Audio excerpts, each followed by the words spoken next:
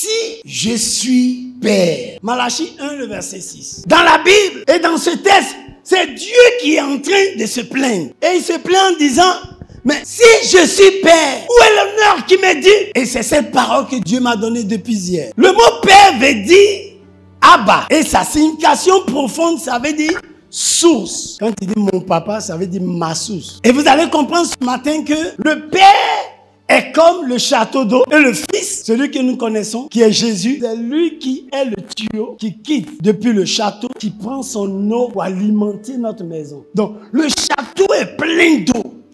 Mais s'il n'y a pas de tuyau, tu ne peux pas avoir de son eau. Donc, quand l'homme a péché, l'homme s'est détaché de sa source. Donc, la mort de Jésus, c'est venir simplement nous reconnecter à la source. C'est tout ce que Jésus est venu faire. Parce que sans la source, la vie ne coule pas. Il faut que la vie vienne. Il faut que la grâce coule.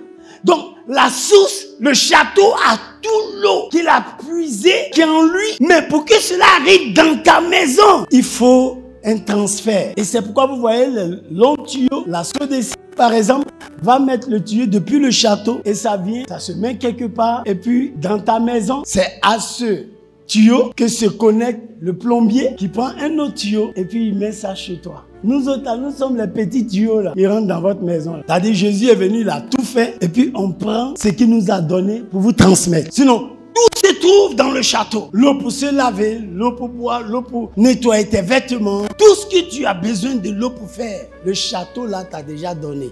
Mais il te faut un tuyau. Lorsque quelqu'un vient sur la terre, lorsque quelqu'un croise Jésus, c'est une bonne chose. Mais Dieu, il va forcément établir un Père sur toi. Donc, tu es connecté à une source. C'est pourquoi vous allez remarquer que lorsque Saül a péché, Dieu ne s'est jamais adressé à lui pour dire que je ne veux plus de toi comme roi. Dieu s'adresse à Samuel. Parce que Samuel est sa source.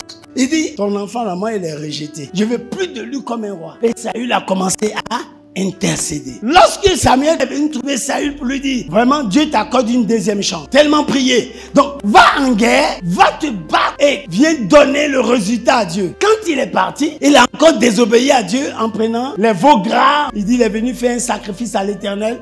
Et Samuel lui dit, pourquoi as-tu péché contre Dieu? Comment est-ce que tu as pris des animaux? Dieu a dit de tout tuer, il fallait tout tuer. L'Éternel te rejette comme roi. Suivez-moi bien. La Bible dit que Saül s'est tourné pour aller vers Samuel pour lui demander pardon. Samuel dit non, c'est fini. Sachez une chose, Samuel est en train de lui dire que Dieu l'a rejeté, mais il est encore là. Et la Bible nous dit que quand Samuel s'est retourné, Saül a coupé le bord de sa robe par erreur. Quand il a coupé, il dit sache qu'aujourd'hui, le trône est détaché de toi. Donc le trône de Saül était attaché à Samuel. Comment on coupe le bord de ta robe, tu dis c'est mon trône qui est perdu. Donc le trône, quoique Dieu l'ait rejeté, mais son trône était encore là parce que Samuel était encore là. Mais quand il a déchiré le bord de sa robe, il dit sache qu'aujourd'hui, moi je suis ton papa, tu as déchiré ma robe. L'Éternel enlève ainsi le trône sur lequel tu es assis. Donc ton trône,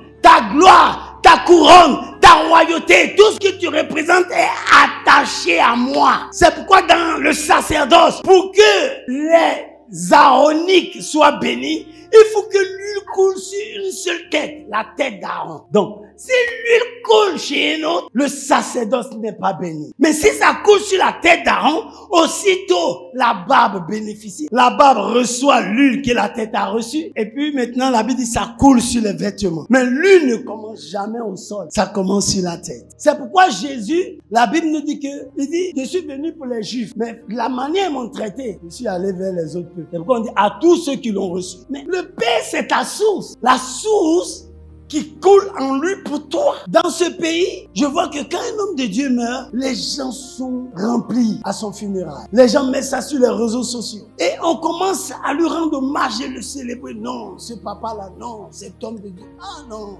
Papa, vraiment, tu nous as fait ça. Papa, tu nous as trahis. Ou bien, vous ne voyez pas ça sur Facebook. Vous voyez ça? Je ne vais pas citer des hommes de Dieu que vous connaissez qui sont morts. Si je suis Père, si c'est moi qui est votre source, si c'est moi qui cache la grâce que Dieu veut transmettre dans votre vie, quel honneur vous me donnez?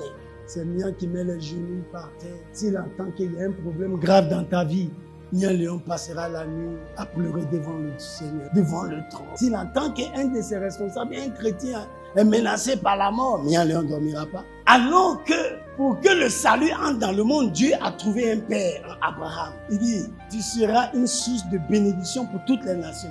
Ceux qui te béniront seront bénis, ceux qui te maudiront seront maudits. Dieu a trouvé un processus pour le salut en passant par Abraham, à qui il appelait père. Nous disons, Abraham est le père, la source de la foi. C'est pourquoi quand Dieu souffrait dans le ciel, il était dans l'amertume de voir les hommes qu'il a créés s'éloigner de lui. Jésus dit, Père, envoie-moi, je vais enlever cette honte-là.